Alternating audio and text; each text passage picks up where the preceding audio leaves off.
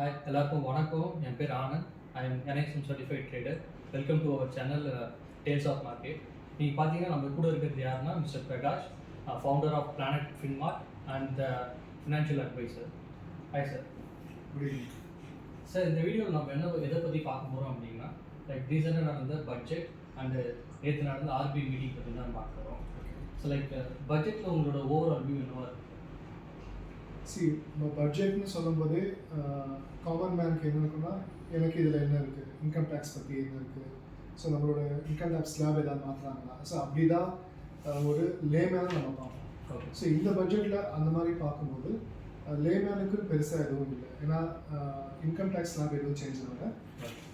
So monetary லெவலில் நம்மளுக்கு பெருசாக எந்த சேஞ்சஸும் இல்லை. போன வருஷம் 12 lakhs வரைக்கும் நோ டேக்ஸ்ன்னு சொன்னாங்க, இப்பயும் அதே தான் கண்டினியூ ஆக போகுது. ஸோ அதனால் அந்த விதத்தில் சொல்லப்போனால் இன்ட்ரெஸ்டிங்காக எதுவுமே இல்லை லேமேனுக்கு. பட் சில சேஞ்சஸ்லாம் பண்ணியிருக்காங்க. இப்போது இன்கம் டேக்ஸ் இதில் நான் பேசணும் அப்படின்னா என்னெல்லாம் பண்ணியிருக்காங்க அப்படின்னு பார்த்தீங்கன்னா, நம்மளோட ஃபைலிங் டேட்லாம் மாற்றிருக்காங்க. ஓகே, இப்போ இன்கம் டேக்ஸ் நம்ம ஃபைல் பண்ணுறது வந்து 31st July for individuals and 31st August for நான் ஆடிட் கம்பெனிஸ். ஸோ அதை மெயினாக பண்ணியிருக்காங்க. அண்ட் ரிவைஸ்டு ரிட்டர்ன், இப்போ நம்ம ரிவைஸ்டு ரிட்டர்ன் வந்து அப் டு December 31st வரைக்கும் நம்ம பண்ணலாம். இப்போ அதை வந்து March 31st வரைக்கும் பண்ணலாம். இப்போ நம்ம ஃபைல் பண்ணிவிட்டு நம்ம தப்பாக பண்ணியிருக்கோம், ரிவைஸ் பண்ணலாம் அப்படின்னா நெக்ஸ்ட் மார்ச் வரைக்கும் இப்போ நம்ம பண்ணலாம். ஸோ அந்த டேட் எக்ஸ்டெண்ட் பண்ணியிருக்காங்க. இன்னொன்று என்ன அப்படின்னா, இப்போ நம்ம தப்பாக ஏதாவது நம்ம இன்கம் டிக்ளேர் பண்ணியிருக்கோம் அப்படின்னா அதுக்கு வந்து 100% பெனால்ட்டி போடுறாங்க. ஓகே, ஸோ இது வந்து எல்லாமே ஏப்ரல்லேருந்து வரும். அப்புறம் ஏப்ரல்லேருந்து புது ITR forms, simpler version of ITR forms கொண்டு வருவோம் அப்படின்னு சொல்லியிருக்காங்க. ஸோ இதெல்லாம் தான் இன்கம் டேக்ஸ் பேஸ்ட் விஷயத்தில் நம்ம பார்க்கணும் அப்படின்னா இதெல்லாம் தான் இருக்குது. மற்றபடி எந்த ஒரு அட்வான்டேஜோ இல்லை பெனிஃபிட்ஸோ எதுவுமே இந்த பட்ஜெட்டில் அனௌன்ஸ் பண்ணல. ஸோ ஒரு லேமேன் லாங்குவேஜ் நம்ம பார்க்கும்போது இந்த பட்ஜெட்டில் ஒன்றும் பெருசாக இல்லை அப்படின்னு தான் தெரியும். ஓகே, பட் ஆனால் ஒரு மார்க்கெட் லெவலில், ஸ்டாக் மார்க்கெட் லெவலில் பார்க்கும்போது என்னென்னு பார்த்தீங்கன்னா, ஜெனரலாக நம்மளுக்கு வீக் ஸ்டார்ட் ஆகுது மண்டே டு ஃப்ரைடேன்னு இருக்கும். பட் லாஸ்ட் வீக் பார்த்தீங்கன்னா சண்டேலேருந்தே ஸ்டார்ட் ஆகிடுச்சு ஸ்டாக் மார்க்கெட்டோட week. And it was a bad week. ஏன் அந்த பேட் வீக் அப்படின்னு சொல்கிறோம் அப்படின்னா, STT, செக்யூரிட்டிஸ் டிரான்சாக்ஷன் டேக்ஸ், அதாவது நீங்கள் ஒரு ஷேர் வாங்கும்போது உங்களுக்கு STT வராது, விற்கும்போது நீங்கள் STT பே பண்ணுவீங்க. ஸோ அந்த STT வந்து for derivative transaction, future and ஆப்ஷன்ஸில் இன்க்ரீஸ் பண்ணியிருக்காங்க. ஸோ ஃபியூச்சர்ஸில் வந்து அதை 0.15லேருந்து 0.02லேருந்து 0.05 ஆகிருக்காங்க ஃபியூச்சர்ஸில். அண்ட் ஆப்ஷன்ஸில் வந்து 0.1லேருந்து 0.15 ஆகிருக்காங்க. ஸோ இந்த விஷயம் சொன்ன உடனே மார்க்கெட் ரியாக்ட் பண்ண ஆரம்பிச்சு. இப்போ நீங்கள் பார்த்தீங்கன்னா சண்டே அன்னைக்கு மார்க்கெட்டோட மூவ்மெண்ட், ஓவரால் இன்டர்டே மூவ்மெண்ட் பார்த்தீங்கன்னா 5200 பாயிண்ட்ஸ். அது வரைக்கும் நடந்ததே இல்லை அந்த மாதிரி. ஸோ மார்க்கெட் ஏறுது, இறங்குது, திரும்ப ஏறுது, கடைசியில் இறங்கி முடிக்கிறாங்க. இது எல்லாமே because of the panic. So especially retailers. இது வந்து ஃபர்ஸ்ட் அவங்க சொல்லும் போது பயங்கர பேனிக்காக இருந்தது. அதுக்கப்புறமா நிறைய கிளாரிட்டி வந்தது, இது ஒன்லி ஃபார் ஈக்விட்டிஸ் தான், கமாடிட்டிஸ்க்கு இல்லை. ஸோ அந்த மாதிரி நிறைய கிளாரிட்டி வர வர வர வந்து அது அப்படியே கொஞ்சம் அதோடைய இம்பேக்ட் குறைய ஆரம்பிச்சு. பட் அவங்களோட லாஜிக் என்ன, இல்லை என்ன இன்டென்ஷன், எதுக்கு இதை இந்த STTயை இன்க்ரீஸ் பண்ணாங்க அப்படின்னு பார்த்தீங்கன்னா, டேட்டா படி பார்த்தீங்கன்னா ஃபியூச்சர் அண்ட் ஆப்ஷன்ஸில் நிறைய ரீட்டைலர்ஸ் லாஸ் பண்ணுறாங்க. 9 out of 10 people are losing money அப்படின்னு. ஸோ அதனால் இந்த ரேட் இன்க்ரீஸ் பண்ணுறதுனால ரீட்டைலர்ஸ் உள்ளே வரமாட்டாங்க, இல்லை ட்ரேட் பண்ணுறதை அவாய்ட் பண்ணுவாங்க அப்படின்றது கவர்மெண்ட்டோட இன்டென்ஷன். பட் பார்த்தீங்கன்னா இப்போ இவங்க இன்க்ரீஸ் பண்ணுறதோட இம்பாக்ட் வந்து ஃபியூச்சரில் தான் இருக்கும். ஆப்ஷனில் இம்பாக்ட் பெருசாகவே கிடையாது. ஸோ ஆப்ஷனில் ஸ்டில் அந்த கேம்லிங் நடந்து தான் இருக்கும்.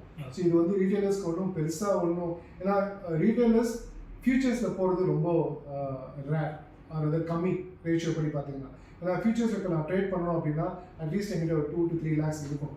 வேறஸ் 2 to 3 lakhs இருக்கிறவங்க வந்து ஆப்ஷன்ஸில் ட்ரேட் பண்ணிட்டு போவாங்க. ஏன்னா இப்போ இந்த இன்க்ரீஸ், STT இன்க்ரீஸ் வந்து ஆப்ஷனில் கூட பெருசாக இம்பேக்ட் இல்லை. ஸோ அதனால் people will still be in options. So அதுக்கு மேலே நான் என்ன பண்ணியிருக்கோன்னு நான் நினைக்கிறேன் அப்படின்னா, they should have reduce the tax or STT in cash market. So டெலிவரியில் இப்போ நான் ஷேர்ஸ் வாங்கும்போது எனக்கு டேக்ஸ் கம்மியாக இருந்ததுன்னா at least people will come in the share market for investment purpose rather than for trading purpose. So ஒரு விஷயத்தை நம்ம வரக்கூடாதுன்னு செய்கிறோம் அப்படின்னா இப்போ வர்றதுக்கு என்ன வழி அதை பார்த்துருக்கணும். அது பார்க்கறதால மார்க்கெட் வந்து ரொம்ப ரியாக்ட் பண்ண ஆரம்பிச்சிச்சு. ஸோ இது ஒரு மேஜர் ஸ்பாய்லராக இருந்தது போன சண்டே. ரெண்டாவது விஷயம் என்ன அப்படின்னு பார்த்தீங்கன்னா, buyback of shares. So buyback of shares வந்து இவ்வளோ நாள் வரைக்கும் இப்போ நம்ம ஷேர்ஸ் கம்பெனிக்கு கொடுக்கும்போது அதை டிவிடெண்டாக தான் ட்ரீட் பண்ணாங்க. ஸோ நம்மளுக்கு அது வந்து டேக்ஸ் ஜாஸ்தி இருக்குது. இப்போ அது என்ன சொல்கிறாங்க, அதுலேருந்து வர அந்த டிஃப்ரென்சஸ் மாத்திரம் கேபிட்டல் கெயினாக ட்ரீட் பண்ணுவோம், which is good for the investors. Companies again அவங்க promoters and corporates they have to pay tax. But investors பொறுத்த மட்டும் இது ஒரு நல்ல விஷயம். ஏன்னா நான் அந்த கெயினுக்கு மட்டும்தான் நான் கேபிட்டல் கெயின் டேக்ஸ் பே பண்ணுவேன். So which is a good thing for investors. So இது ரெண்டு தான் ரொம்ப மேஜர் விஷயமா இருந்தது. So which was the real spoiler for Sundays market. Okay sir. So இதெல்லாம் தான் ஒரு லேமேன் விஷயமா நான் பார்க்கணும் அப்படின்னா இதெல்லாம் தான் பாயிண்ட்ஸாக இருந்தது பட்ஜெட்டில். மற்றபடி வேறு எதுவும் பெருசாக இல்லை. Okay sir, thank you sir. இப்போ ஒரு இன்வெஸ்டர் சைடில் வந்து பார்த்தீங்கன்னா லைக் எந்த செக்டாரில் வந்து அதிகமாக இப்போ கவர்மெண்ட் வந்து இன்வெஸ்ட் பண்ண போகுது? ஸோ நான் எந்த செக்டாரில் போயிட்டு நான் இன்வெஸ்ட் பண்ண ஸ்டார்ட் பண்ணுவேன்? செக்டார் நீங்கள் பார்க்கும்போது டிஃபென்ஸ் செக்டரில் நிறைய அலோகேஷன் கொடுத்துருக்காங்க. அண்ட் டூரிசமில் நிறைய டிசிஎஸ் ரெடியூஸ் பண்ணியிருக்காங்க. ஸோ அதனால் என்ன ஆகும்னா டிசிஎஸ் ஃப்ரம் 20% to 2% குறைஞ்சிருக்காங்க. ஸோ அதில் டூரிசம், ஓவர்சீஸ் டூரிசம், ஸோ அதில் கொஞ்சம் நிறைய டெவலப் ஆகும். எம்எஸ்எம்இஸ்க்கு ஒரு 10,000 crores allocate பண்ணியிருக்காங்க.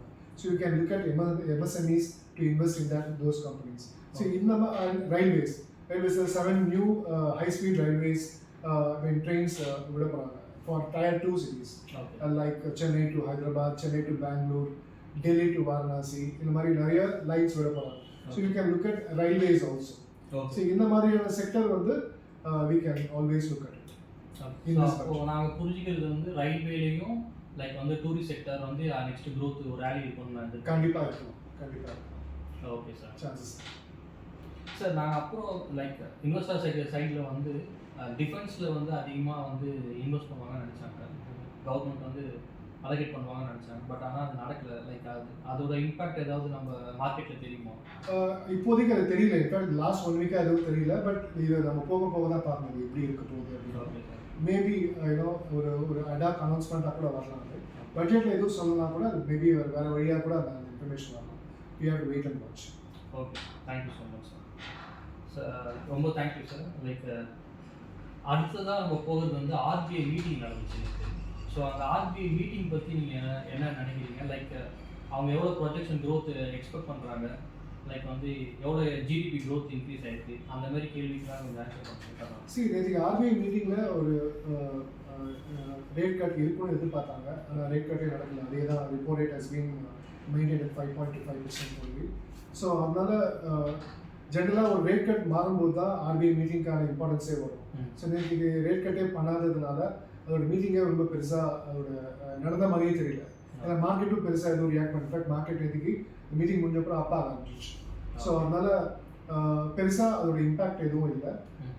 க்ரோத் படி பார்த்தீங்கன்னா GDP growth government has set from 7.5 to 6.95 maintain பண்ண போகிறோம் அப்படின்னு சொல்லியிருக்காங்க. அண்ட் இன்ஃப்ளேஷன் ரேட் வந்து 4.1 மெயின்டைன் ஆகும் அப்படின்னு சொல்லியிருக்காங்க. So these are the thing. And liquidity generate ஆகும் மார்க்கெட்டில், அதை நாங்கள் கமிட் பண்ணுறோம் அப்படின்னு சொல்லியிருக்காங்க. ஸோ இதுதான் மேஜர் பாயிண்ட்ஸாக நம்ம எடுக்கலாம் நேற்றுக்கு நடந்த மீட்டிங்கில். அண்ட் அதனால் பெருசாக எந்த இம்பேக்டும் இல்லை. ஏன்னா ரேட் சேஞ்ச் பண்ணாததுனால. ஸோ லைக் இப்போ அந்த ஆர்பிஐ மீட்டிங்கில் வந்து இன்ட்ரெஸ்ட் ரேட் கட் பண்ணியிருந்தால் நல்லாயிருக்கும்னு நினைக்கிறீங்களா, இல்லை கட் பண்ணலாமல் இருந்தால்? இந்த ஸ்டேஜில் கட் பண்ணியிருந்தால் நல்லாயிருக்கும். ஏன்னா பிகாஸ் ஆன் ஒன் சைட் மார்க்கெட்டும் சரியில்லை, உங்களுக்கு பேங்க்லேயும் பெருசாக இன்ட்ரெஸ்ட் ரேட் இல்லாத போது ரேட் கட் பண்ணியிருந்தால் நல்லாயிருக்கும். பட் ஸ்டில் எவ்ரி 3 monthsக்கு இந்த ரிவிஷன் நடக்கிறதுனால you can always wait and watch. Maybe Q1 கூட நமக்கு வந்தாலும் வரலாம். Okay sir. லைக் இவ்வளோ ரொம்ப பொறுமையாக இது வரைக்கும் நாங்கள் கேட்ட கேள்விக்கெலாம் ரொம்ப ஆன்சர் பண்ணுறது ரொம்ப தேங்க்யூ சார். நம்ம நெக்ஸ்ட் வீடியோவில் இதேமாரி யூஎஸ் இந்தியா டீலை பற்றி சார்கிட்ட கேட்டு தெரிஞ்சுப்போம். அது வரைக்கும் எங்கள் சேனல் வந்து சப்ஸ்கிரைப் பண்ணிவிட்டு wait for the second video. Thank you so much.